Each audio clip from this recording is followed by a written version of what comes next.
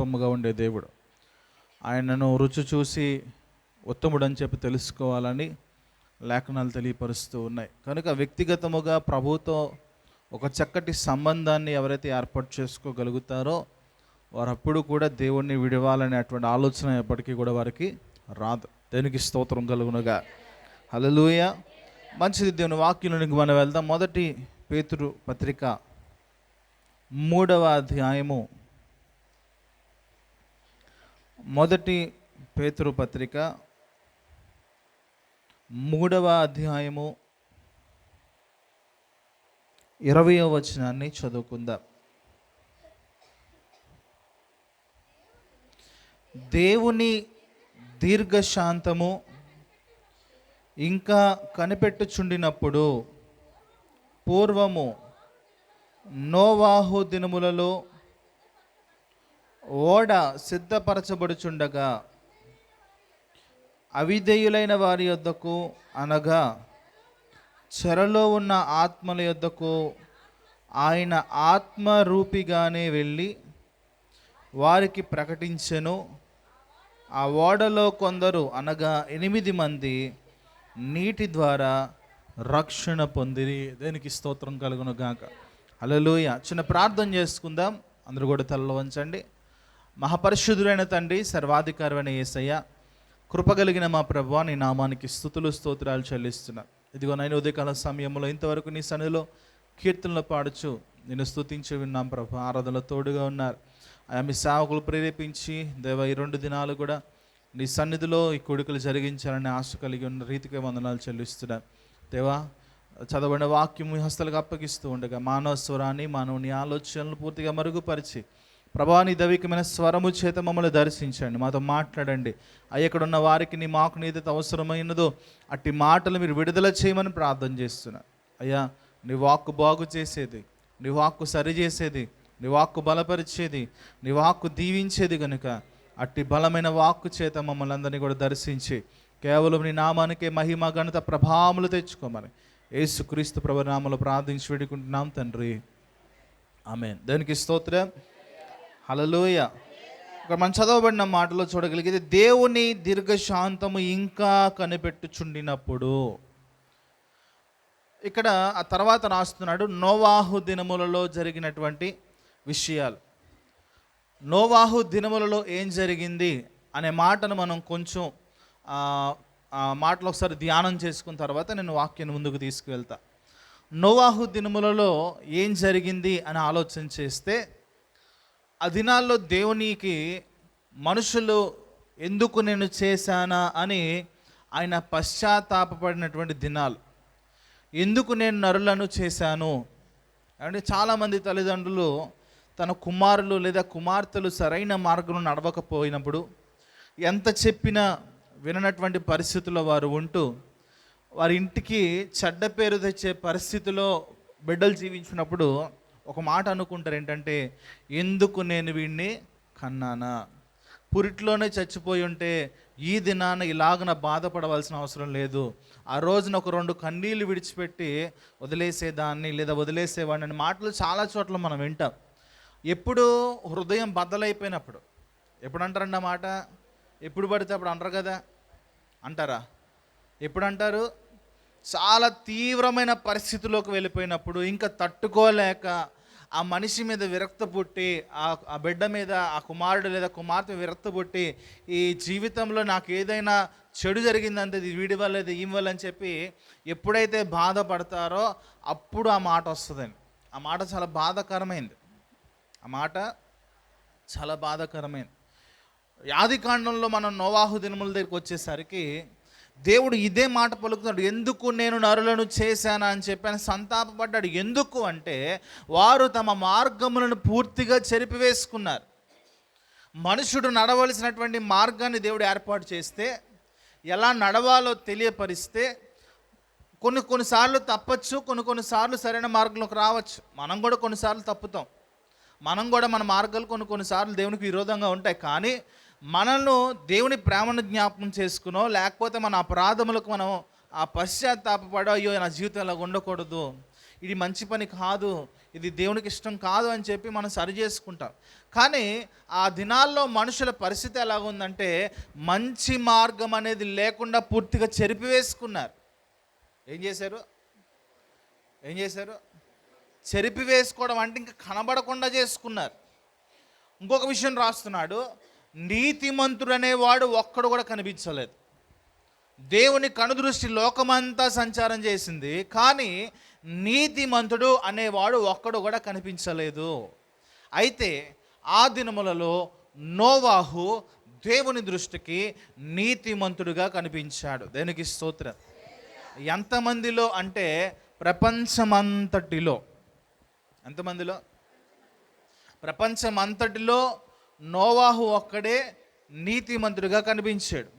ఆ సమయంలో దేవుడు నోవాహును దర్శించిన సమయంలో నోవాహు యొక్క వయసు 500 సంవత్సరములు. ఎన్ని?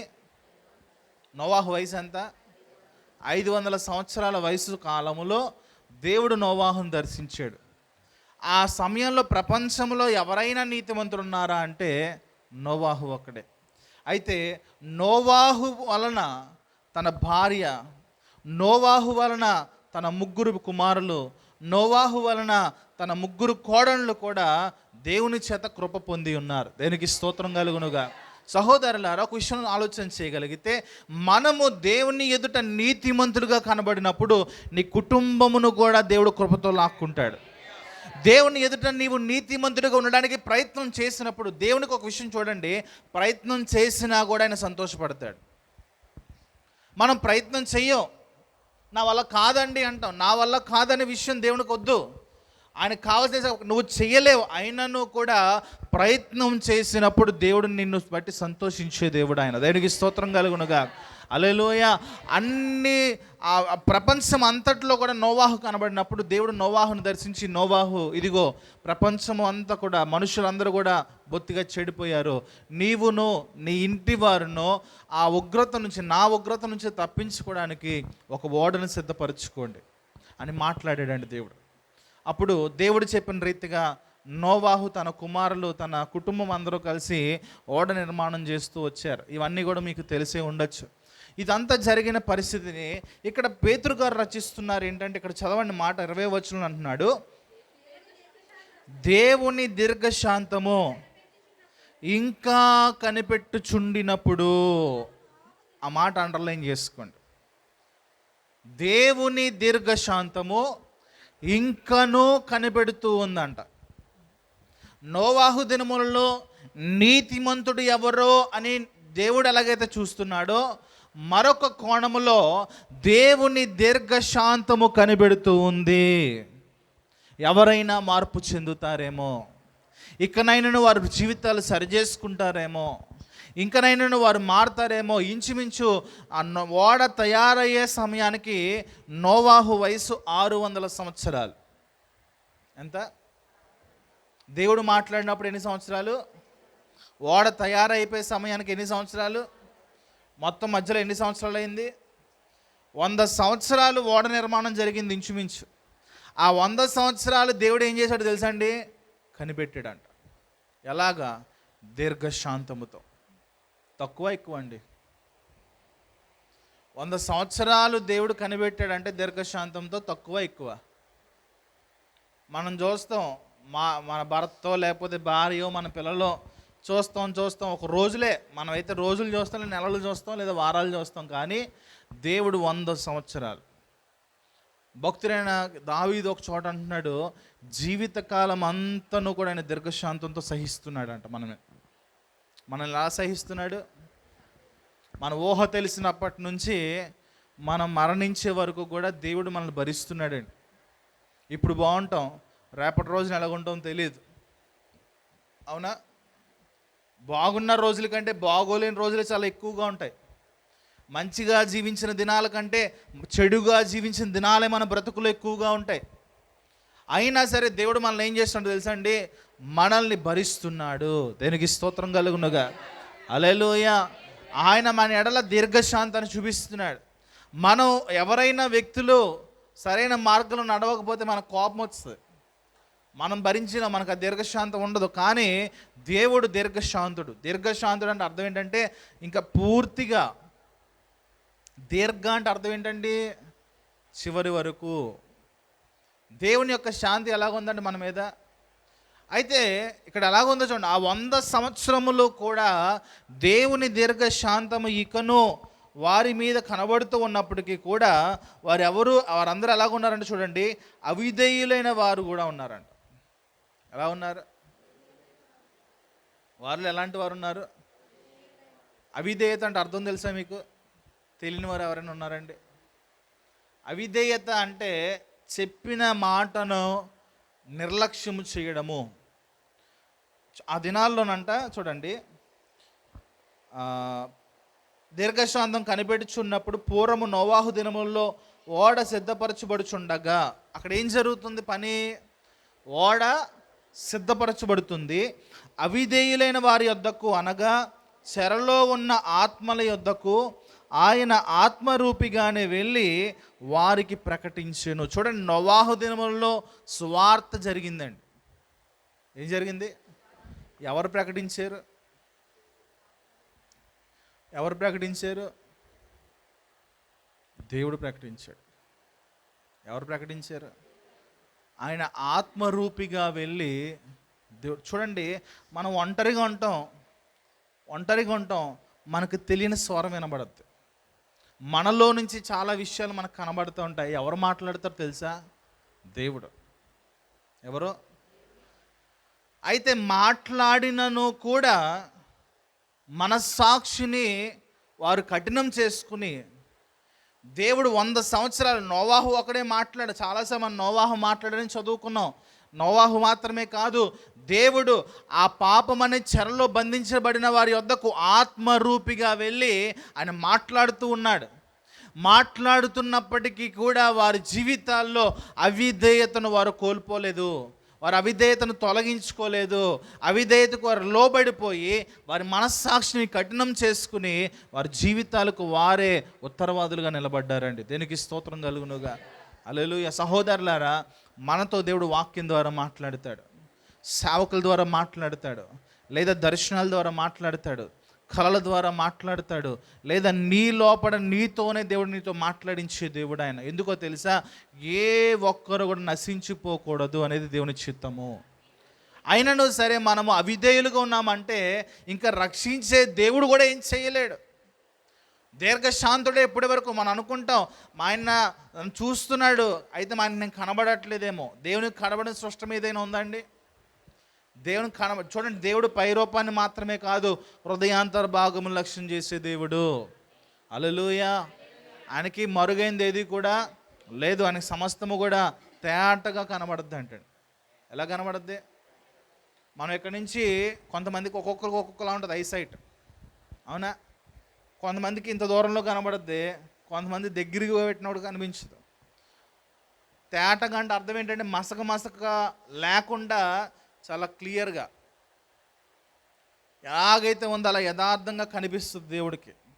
కనుక ఆయన నుంచి తప్పించుకోవడం అనేది మానవులకు అసాధ్యం అండి. కానీ మనుషుడు చాలా జ్ఞానవంతుడుగా ఉండి నేను తప్పించుకోగలను అనుకుంటా ఉంటాడు. దావీదు ఆ మాట చెప్తున్నాడు, ప్రభువా నీ యొద్ద నుంచి నేను ఎక్కడికి వెళ్ళగలను? ఆకాశం ఎక్కిపోదునను అక్కడ ఉన్నావు, ఏమండి అగాధ జలముల్లోకి వెళ్ళిపోదామని చూసినా అక్కడ నువ్వు ఉన్నావు. నేను ఎక్కడి నుంచి పారిపోలేని ప్రభువా, నీ ఆత్మ నన్ను వెంబడిస్తూనే ఉంది. దేవునికి స్తోత్రం కలుగునుగా. హల్లెలూయా. సహోదరులారా, దేవుని యొక్క దీర్ఘశాంతము మన మీద కనబడుతుంది. ఆ కనిపెడుతున్న పరిస్థితిలో నీవు ఏ స్థితిలో ఉన్నావో నీకు తెలుసు బాగుగా. అయితే నువ్వు విడిపించబడలేకపోతున్నాను, జయించలేకపోతున్నాను, నా వల్ల కావట్లేదు అని నువ్వు ఎప్పుడైతే దేవుని మీద భారం వేసి లెగడానికి ప్రయత్నం చేస్తావో అప్పుడు దేవుని సహాయం నీకు దొరుకుద్ది. ఏమంటే మన పిల్లల్ని మనం జుట్టుపట్టుకు లాగినట్లుగా దేవుడు లాగడండి. అర్థమవుతుందా?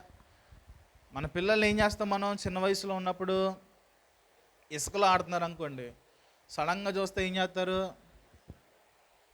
ఏమండి 4 వేసి తీసుకొస్తారు. కానీ దేవుడు అలా చేయడు.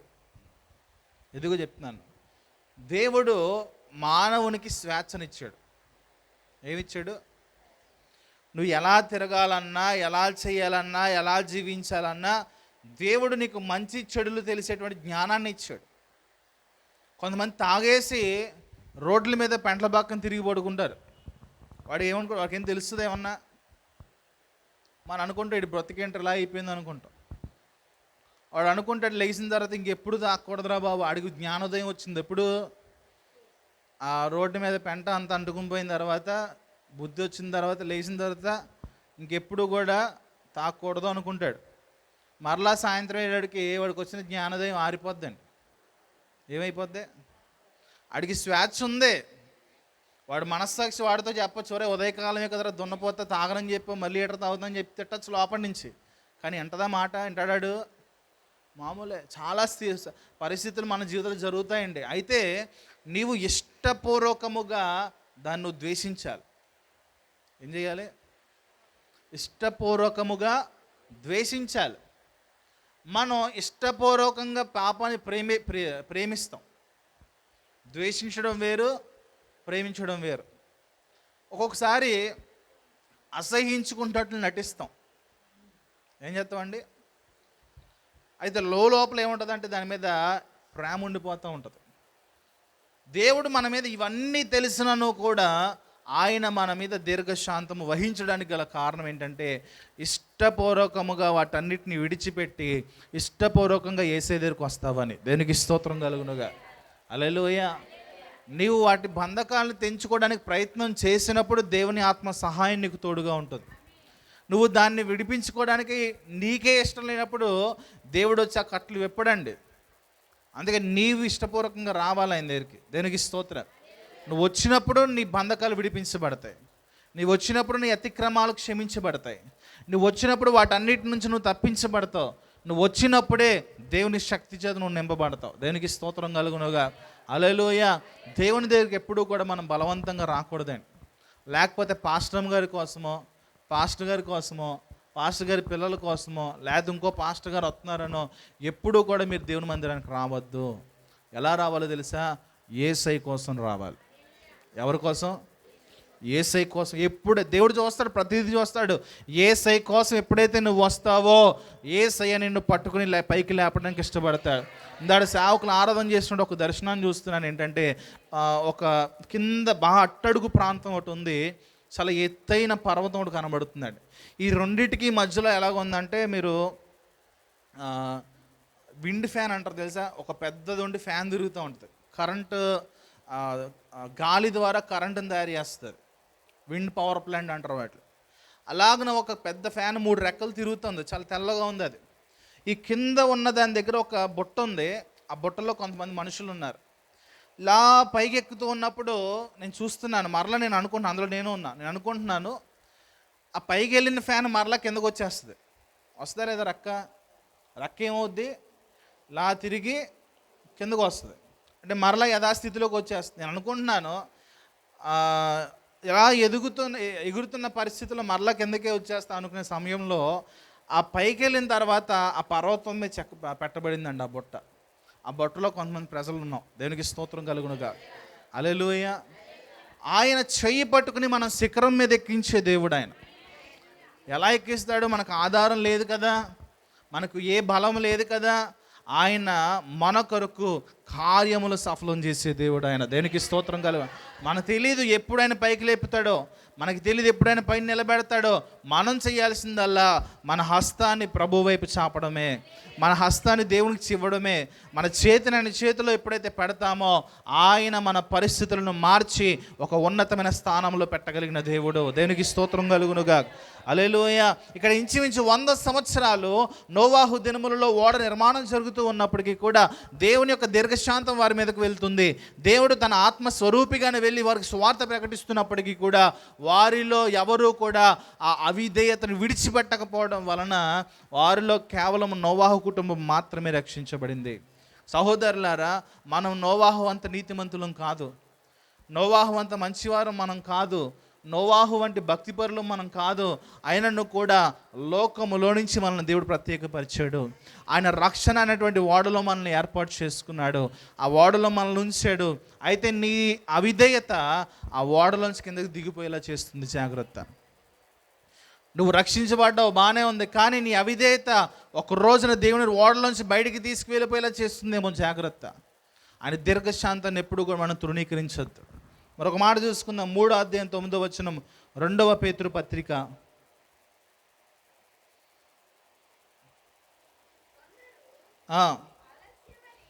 కొందరు ఆలస్యమును ఎంచుకొనున్నట్లు ప్రభువు తన వాగ్దానమును గూర్చి ఆలస్యము చేయువాడు కాడు, కానీ ఎవడును నశింపవలనని ఇచ్చయింపక అందరూ మారు మనసు పొందవలనని కోరుచు మీ ఎడల దీర్ఘశాంతము గలవాడై ఉన్నాడు. అయితే ప్రభువు దినము దొంగ వచ్చునట్లు వచ్చును, ఆ దినమున ఆకాశములు మహాధ్వనితో గతించిపోవును, పంచభూతములు మిక్కటమైన వేండ్రముతో లయమైపోవును, భూమియు దాని మీద ఉన్న కృత్యములన్నీ కూడా కాలిపోవును. దేవునికి స్తోత్రం కలుగునుగా. హల్లెలూయా. చాలామంది అనుకుంటున్నారు ప్రభువు ఆలస్యం చేస్తున్నాడు. ఏమనుకుంటారు? ఇందులో 2 అర్థాలు ఉన్నాయి. ఒకటి, ఏమంటే దేవుడు అప్పుడే రాడండి, నా చిన్నప్పటి నుంచి, మా మామల చిన్నప్పటి నుంచి ఇదే మాట చెప్తున్నారండి సేవకులను, ఒక మాట అనొచ్చు. ఇంకోళ్ళు అనుకుంటారు ఇవేమీ లేవండి. ఏమనుకుంటారండి? ఇవేమీ లేవండి, ఎక్కడ జరగవండి, ఏదో మమ్మల్ని భయపెట్టడానికి ఏదో మీరు చెప్తారేమో కానీ ఇవేం లేవు. నోవాహు దినంలో ఎలా అనుకున్నారంటే వర్షం లేదంట ఆ దినాల వరకు. అప్పటి వరకు ఏం లేదు, మనుషులు ఎప్పుడు వర్షం చూడలా. అయితే దేవుడు ఏం చేస్తా అన్నాడంట, వర్షాన్ని కురిపించి అవి వరదలుగా మారతాయని చెప్పాడు. వాళ్ళందరూ అనుకున్నారు అవన్నీ ఉత్తిదే, వర్షం ఇప్పుడు దాకా లేదు, ఎలా అవుతుంది అని వారు తమలో తాము అనుకోవడం, హేళనగా మాట్లాడడం. ప్రస్తుత దినాల్లో మనం సువార్త ప్రకటిస్తున్నప్పుడు బాబు యేసుప్రభు వచ్చేస్తాడు ఆ మధ్యాకాశానికి అని చెప్పి మనం ఎటకారిస్తూ ఉంటారు. లేదా మనలో కూడా అవిశ్వాసం ఏర్పడి దేవుడేమి రాడండి, ఆ ఉగ్రత దినాలు లాంటివి ఏం లేవండి, మరి ఎన్నో పాపాలు జరుగుతున్నాయి, దేవుడు చూసుకోవట్లేదు ఏంటండి అని చెప్పి అంటూ ఉంటాం. కానీ ఏం జరుగుతాయో ప్రతీది కూడా యేసు ప్రభు వారు ముందుగానే తెలియపరిచారు. అది ఎవరికి గ్రహింపు కలుగుద్దంటే ఆయన యందు ఉన్నవారికి. ఎవరికి? ఆయన యందు నువ్వు ఉన్నప్పుడు, ఆయనలో నువ్వు ఉన్నప్పుడు, ఆయనతో నువ్వు ఉన్నప్పుడు, ఆయనను నువ్వు కలిగి ఉన్నప్పుడు ప్రభువు మాట ప్రతీది కూడా నీకు వివరంగా అర్థమవుతుంది. దేనికి స్తోత్రం కలుగునుగా. హల్లెలూయా. ఇక్కడ ఏమంటున్నారు వాళ్ళు, కొందరు ఆలస్యం ఎంచుకున్నట్లు ప్రభువు తన వాగ్దానమును గూర్చి ఆలస్యం చేయువాడు. చూడండి, దేవుని యొక్క రాకడ క్రైస్తవుడికి వాగ్దానం. ఏంటది? చూడండి, 1 తెస్సలోనికీయులకు రాసిన పత్రికలో ఒక మాట ఉంది. 1 తెస్సలోనికీయులకు రాసిన పత్రిక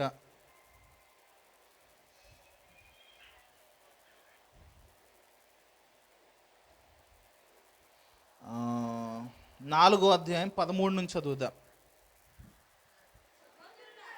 సహోదరులారా, నిరీక్షణ లేని ఇతరుల వలె మీరు దుఃఖపడకుండు నిమిత్తము నిద్రించుచున్న వారిని గూర్చి మీకు తెలియకుండుట మాకు ఇష్టం లేదు. యేసు మృతి పొంది తిరిగి లేచినని మనము ఏం నమ్మాలని? మనం మొదటగా యేసుక్రీస్తు ప్రభువారు మన కొరకు మృతి పొంది తిరిగి లేచినని నమ్మిన ఎడల, అదే ప్రకారము యేసునందు నిద్రించిన వారిని దేవుడు ఆయనతో కూడా వెంటబెట్టుకుని వచ్చును. మేము ప్రభువు మాటను బట్టి మీతో చెప్పున్నది ఏమనగా, ప్రభువు రాకడ వరకు సజీవులమై నిలిచి ఉండే మనము నిద్రించిన వారి కంటే ముందుగా ఆయన సన్నిధికి చేరము.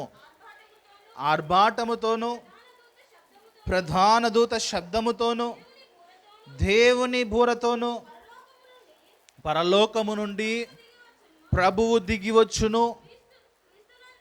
క్రీస్తునందు ఉండు మృతులైన వారు మొదట లెగుస్తారు. ఆ మీదట సజీవులమై నిలిచి ఉండు, మనము వారితో కూడా ఏకముగా ప్రభువుని ఎదుర్కొనుటకు ఆకాశ మండములకు మేఘముల మీద కొనిపోబడదము. చాలండి, దేనికి స్తోత్రం కలుగును గాక. హల్లెలూయా. ప్రభువుని ఎదుర్కోవడం అనేది ఒక వాగ్దానం. అర్థమవుతుందా? ఇప్పుడు మనకున్నటువంటి నిరీక్షణ ఏంటంటే, మీరు యేసయ్య దగ్గరికి ఎందుకు వచ్చారు? వ్యాధులు పోతాయనా, స్వస్థతలు వస్తాయనా, లేకపోతే మీ పిల్లలకు పెళ్ళి అవుతాయనా, లేకపోతే ఇల్లులు కట్టుకుంటారనా, లేకపోతే ఆస్తులు సంపాదించుకుంటారనా, కోల్పోయిన ఆస్తులు మరలా మీకు వస్తాయనా? ఈ ఉద్దేశాలతో రావడం అనేది నిజమైన రక్షణ మార్గం కాదు. కానీ మనం మొదటిగా తెలుసుకోవాల్సింది ఏంటంటే, సువార్తలో మొదటి భాగం ఏంటంటే, మనము పాపులమని ఒప్పుకోవాలి. ఏం చేయాలి? రెండవది, మన పాపముల కొరకై యేసుక్రీస్తు ప్రభు మరణించాడు. మూడవది, ఆయన చిందించినటువంటి ఆ పరిశుద్ధమైన రక్తము వలన మనము యేసుక్రీస్తు ప్రభువును ఎప్పుడైతే ఒప్పుకుంటామో ఆ శిక్ష మన మీద నుంచి తొలగించబడుతుంది. అంటే మన పాపములకు ప్రాయశ్చిత్తం యేసు ప్రభు వారు. ఆ మరణం వలన, ఆయన చిందించిన రక్తం వలన మన అపరాధాలకు క్షమాపణ దొరికింది. దేనికి స్తోత్రం. హల్లెలూయా. ఇప్పుడు మనకి ఈ పాప క్షమాపణ వల్ల ప్రయోజనం ఏంటంటే, ప్రతి మనుష్యుడు కూడా ఈ శరీరాన్ని విడిచిపెట్టేయాలి. ఏమండి? ఒక రోజు అటు అవ్వచ్చు, ఒక రోజు ఇటు అవ్వచ్చు, కొన్ని సంవత్సరాలు అటు అవ్వచ్చు, కొన్ని సంవత్సరాలు ఇటు అవ్వచ్చు. అయితే ఏ రోజున మనం మరణిస్తామో తెలియదు. అయితే ప్రస్తుత దినాల్లో మనుషులందరికీ కూడా మరణం అంటే భయం. మరణం అంటే ఏమండి? డాక్టర్ దగ్గరికి వెళ్ళాలంటే భయం. ఏమన్నా బ్లడ్ టెస్ట్ చేయించుకోండి అంటే భయం. ఇవన్నీ మనుషుడికి ఎందుకు భయముగా కనబడుతుంది అంటే, మనిషిలో ఇంకనూ పరిపూర్ణమైన విశ్వాసం రాలేదు. ఏం రాలా?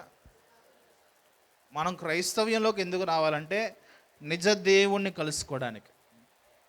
ఎవరిని? నిజ దేవుణ్ణి కలుసుకోవడానికి. ఆ నిజ దేవుని వల్ల మాత్రమే మనకి రక్షణ శరీర సంబంధంగా మన హృదయం ఒప్పుకోవడం వలన రక్షణ పొందుకున్నాం. అయితే ఈ రక్షణను మనం అంతవరకు కాపాడుకోవాలి. ఎంతమంది ఇక్కడ బాప్తీసాలు తీసుకున్న వారు ఉన్నారు? ఎంతమంది నిలబడ్డారు? మా కల్లారాన్ని దగ్గర కొన్ని పదుల సంఖ్యలో బాప్తీసాలు ఇచ్చాం. ఎంతమంది విశ్వాసులు నిలబడ్డారు? ఎంతమంది తొలగిపోయారు? ఎంతమంది పరిశుద్ధతను కాపాడుకున్నారు? ఎంతమంది అపవిత్రతలోకి వెళ్ళిపోయారు? ఎంతమంది దేవుని కొరకు జీవించారు? ఎంతమంది దేవుని విడిచిపెట్టి వెళ్ళిపోయారు? ఎంతమంది క్రైస్తవ్యంలో ఉన్నారు? ఎంతమంది విగ్రహార్థంలోకి తిరిగి వెళ్ళిపోయారు? ఇవన్నీ మనం కల్లారా చూస్తున్నాం. మనం అనుకుంటాం కొన్నిసార్లు వారి జీవితాలే బాగున్నాయి, నేను దేవునిలో ఉండే ఉపయోగం ఏంటి అని అనుకుంటాం. కానీ నీ కొరకు దాచి ఉంచిన మేలు చాలా గొప్పది. నీ కొరకు ఏదైతే భద్రపరిచాడో ఆ రోజున ప్రభువు తన వెంట పెట్టుకుని తీసుకొచ్చినప్పుడు నీ విశ్వాసమునకు తగినట్లు బహుమానం ఆ రోజు తీసుకుంటావు. ఆ రోజు వారు రొమ్ము కొట్టుకుంటారు, నువ్వైతే నీ వాగ్దానమును పొందుకోవడానికి సంతోషముతో వెళ్తావు. దేనికి స్తోత్రం కలుగునుగా. హల్లెలూయా. ఏమంటే ఆయన చేసేది ఏదైనా అద్భుతంగా ఉంటుందండి. అది మన కంటికి కనబడదు, చెవికి వినబడదు, మన హృదయాలకు గోచరమయ్యేది కాదు. అయితే నువ్వు విశ్వాసముతో ప్రభువు మీద ఆధారపడినప్పుడు, విశ్వాసముతో దేవుని మీద నువ్వు నిల్చున్నప్పుడు, దేవుని బహుమానము లేదా దేవుడు నీకు ఇచ్చే జీతం అనొచ్చు దాన్ని. బహుమానం కాదు, జీతం. ఎందుకంటే మనం కష్టపడుతున్నాం ప్రభువు కొరకు, దేవుని కొరకు శ్రమలు పడుతున్నాం, నిందలు పడుతున్నాం, అవమానాలు పొందుకుంటున్నాం. ఎన్ని ఎదురైనా సరే ప్రభువే నా జీవితంలో ఆశ్రయము, ఆయనను విడిచిపెట్టి నేను వెళ్ళనని నువ్వు ఎప్పుడు నిలబడుతున్నావో దానికి తగినటువంటి జీతాన్ని నువ్వు ఒక రోజున పొందుకోబోతున్నావు. దేనికి స్తోత్రం కలుగునుగా. హల్లెలూయా. వాగ్దానం అండి, ఆయన ఇచ్చిన వాగ్దానం ప్రభుని ఎదుర్కోవడం.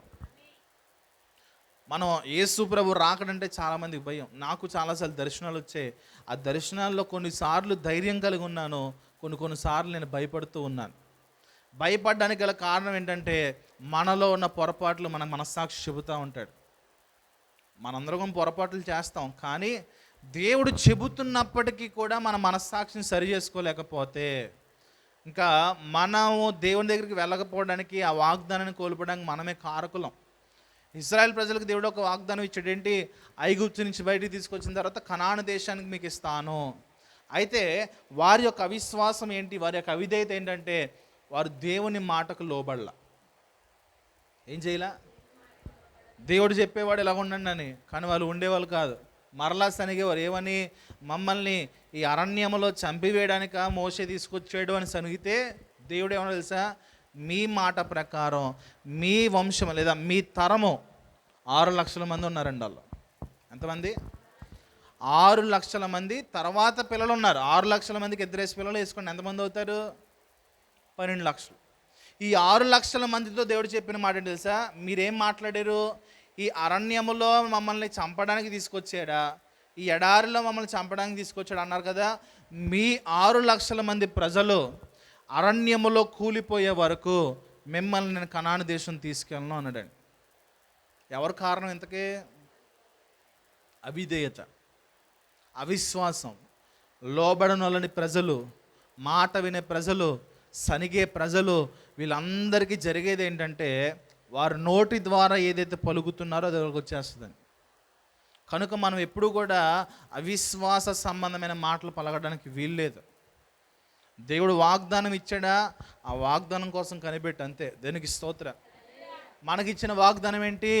ఒక రోజున ప్రభువును మనం ఎదుర్కొంటాం. 2 విషయాలు జరగద్దు. ఒకటి, మనం ఒకవేళ చనిపోతే, యేసు ప్రభు రాకముందు చనిపోతే, మనము ఆయన వచ్చినప్పుడు ఆయన వెంట పెట్టుకుని మనల్ని వస్తాడంటాడు. అర్థమవుతుందా? ఏమవుద్దు? మన శరీరం ఏమవుద్ది? ఈ శరీరం ఇప్పుడు కన్నా పోవాల్సిందే. ఇది ఎలాంటిదంటే క్షయమైపోయే శరీరం. అండ్ వయసు పెరిగే కొద్దీ దీనికి ఏమవుతుంది? బలహీనత వస్తుందా లేదా?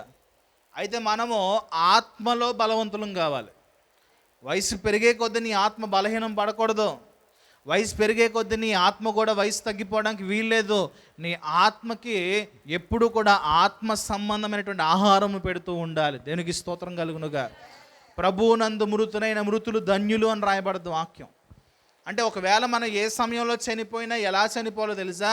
ప్రభువులో మనం నిద్రించాలి. ఎక్కడ? పాపాన్ని విధించిన వారముగా. అంటే ప్రస్తుత దినాల్లో మరణాలు ఎటు నుంచి ఎలా వస్తాయో మనకు తెలియదండి. కేరళ ప్రాంతంలో గడిచిన నెలలో చక్కగా అందరూ పడుకున్నారు. రాత్రి 1 గంట 2 సమయంలో ఒక్కసారిగా వరదొచ్చి బురదతో పాటు ఇల్లులన్నీ కొట్టుకుపోయిందంట. ఏ శవం ఎక్కడ ఉందో తెలియలేదంట. ఇంకా ఆ మట్టి తవ్వుతూ ఉంటే కొన్ని బయటపడుతున్నాయి. మరణం మనకు రాదు అనడానికి వీల్లేదు. ఎప్పుడు ఏ సమయంలో ఏం జరుగుద్దో మానవునికి తెలీదు. దేనికి స్తోత్రం కలుగునుగా. దేవుని కృప, దేవుని కాపుదల మనం భద్రపరుస్తుంది. ఏమండి, మనం ఎంత జాగ్రత్తగా ఉన్నా లేదా పట్టించుకోకపోయినా మరణం అనేది మన దగ్గరికి రావాల్సిందే. అయితే దేవుని చిత్తం ఉన్నప్పుడు మనం వెళ్తాం. ప్రభు చిత్తం ఉన్నప్పుడే మనం ఈ లోకాన్ని విడిచిపెట్టాలి. అయితే అప్పటి వరకు కూడా నువ్వు నీ దేహాన్ని లేదా నీ ఆత్మను కాపాడుకోవాల్సిందే. దేనికి స్తోత్రం. కొన్నిసార్లు మనం పడిపోతూ ఉంటాం. కొన్నిసార్లు పరిస్థితులు మనకు వ్యతిరేకంగా ఉంటాయి. అయినా మరలా మన దేవుని వైపు మనం చాచి, ప్రభువా నాకు సహాయం చేయండి, నేను కొన్నిసార్లు పడిపోతున్నాను, నిలబడలేకపోతున్నాను, నాకు నీ ఆత్మ సహాయం కావాలి ప్రభు అని ఎప్పుడైతే నువ్వు